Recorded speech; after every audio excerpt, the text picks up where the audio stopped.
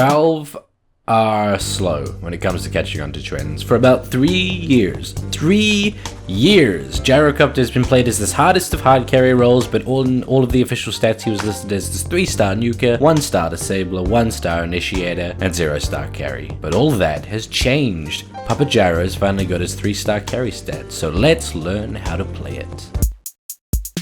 Gyrocopter's lore is pretty much what would happen if Orville or Wilbur Wright entered into the Dota universe. They're my dads, you know. He's one of the only heroes who doesn't actually do anything magical, so realistically they should take away the mana cost from every skill. But basically Gyrocopter hasn't been changed at all from way back in 2014 when he first took off. What's changed is the items around him. There's the old adage, a traditional carry wins the game by killing your carry, Gyrocopter wins by killing everyone around your carry. And so like it's always been, Gyrocopter is countered by single target in your face magic resistant carries, Lifestealer, Huskar, Anti-Mage, heroes who don't depend on their team. Gyro's extremely squishy too, considering he fills his item slots with damage instead of durability, so anyone who could burst him down like Puck or Storm and Zeus. And finally, because he needs to stay active to deal his damage, anyone who can lock him down counters him too. Doom, Legion Commander, Pudge, that sort of thing. But on the flip side, heroes he counters is... oh. Huh. Would you look at that? All of them. That can't be right, but no, wait, no, it is. He's a physical damage carry who has 3 spells of insane magic damage. Name a hero that's not countered by magic or physical damage. Realistically, he counters illusions, he counters TA's refraction, and man, I feel bad, but he just wrecks Visage's birds. Without even doing anything, they're just getting clipped by flak cannon. But then again, everything counters Visage's birds. And so I've invented the No Birds Visage build. It's exactly the same as No Bear Lone Druid, the only difference is how many games you'll definitely lose. As with every only way to play guide I've done, you can find this one in-game as well as on YouTube. The link is in the description, and the skill build goes... Rocket Barrage has a 0-point cast animation. It fires 10 rockets per second for 3 seconds and does about 660 damage all up. It can only hit units within the 400 radius that you can actually see, and because of the 0-point cast animation, you can literally just walk up to net someone and just fire. Homing missile can be 4-staffed. I feel like no one actually remembers that. It takes off after 3 seconds on the ground, missile hits invis units, and only has to travel 1500 units before it deals max damage. Only heroes, hero illusions, and towers can actually damage the missile, although creeps will take the aggro and chase it. Towers need double the hits to kill it, and illusions fully act like heroes. Flak Cannon releases attacks on anything in a 1000 radius every time you attack something, even if you miss. They aren't affected by any unique attack modifier, and that shapes Gyro's entire build. Because you can't get anything with utility, it has to be damage. Attacking a tower will flak all creeps nearby, but attacking a creep won't flak the tower, so when pushing, attack the buildings. And cooldown. Cooldown has a delay of 2 seconds, whereupon a missile that slows a little and damages a lot is dropped. 2 seconds later, a missile that slows a lot but damages a little is dropped. Overall, it deals about 550 damage. The crosshair isn't seen by the enemy, but the sound effects and missiles are, so while the enemy can't actually see the targeted area until the first missile strikes, they can guess. But there's a 5th ability still to talk about.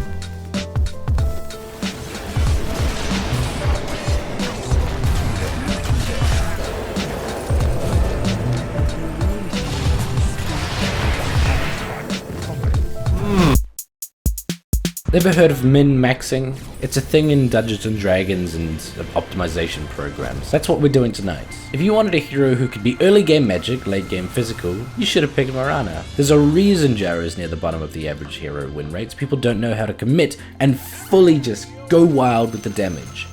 But before that, start off the game with Tangos and a Wraithband, maybe a Ring of Bassi if you're that way inclined. If you're really efficient, you could go Fairy Fire, Ring of Protection, Circlet, Wraithband recipe, so you can get all the way to Phase Boots, Aquila, Morbid Mask without ever having to use the Courier, because you can get everything at the side shop. Oh yeah, I guess I just spoiled it. Yeah, early game get Phase Boots, Aquila, Morbid Mask. Morbid Mask now innately gives 15 damage. In fact, every item we get gives us damage. It's almost as if that's why we get them. Ignoring the core item for now, Morbid Mask late game is built into Satanic, which in itself now gives 50 damage. A level 15 talent gives 30 damage, we still pick up MKB for 66 damage. Overall, from our 4 items alone, we get 189 extra damage and 9 measly attack speed points. And the reason for all of this is all because of our core item, Aghanim Scepter. Ags gives the ability Side Gunner. It has no icon, it adds no actual Side Gunner, it literally just gives you another attack every 1.1 second. But it's way deeper than that. Side Gunner gives an attack every 1.1 seconds, independent on what you're actually doing. It randomly picks a target within 600 radius, it doesn't use an animation, it goes straight through all disables and silences, it goes through Chronosphere, it works while you're channeling, and a big thing, it can proc any attack modifier your normal hits would. In fact, the only thing that breaks it is, serendipitously, Break from Silver Edge. Let's get technical. An attack every 1.1 seconds with a base attack time of 1.7 equates to over 140 attack speed, a Moon Shard, plus a Shadow Blade. Now, because of the way Gyrocopter has always worked, depending on lots of damage to make the most out of Flight Cannon, and because S&Y has been gimped on ranged heroes, and because Ags gives durability, and because Side Gunner lifesteals, Aghanim Scepter has sneakily moved its way from Bad Joke to the Killing Joke. In reality, the only thing missing is a visual indication that you have Ags. Tiny gets a tree, Trent gets an icon, Meepo gets a Meepo. Valve, I want a cute little mini Gyro on the wing so I can do a don't talk to me or my Side Gunner ever again joke. Please, Valve, make it happen. Since I originally made this guide 2 or 3 weeks ago for my Patreon pledges, I've started taking a mid too. It's awful, just awful. For the other guy, for me it's awesome. Flight Cannon every time you want a last hit, max missile, there's absolutely no way a solo laning hero can really get enough hits before he gets hit, and they always run away. Sometimes they can long distance sprint all the way to the shrines at their base before it hits. So more last hits for me.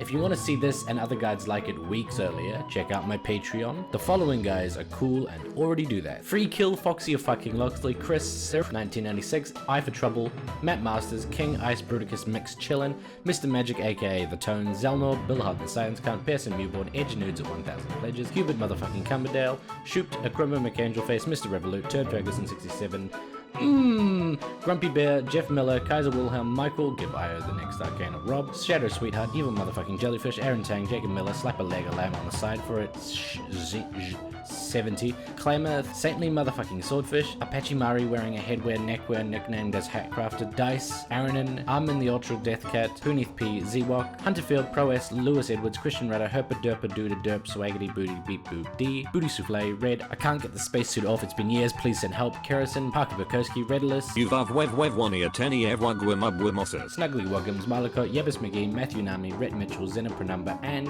a Chestnut.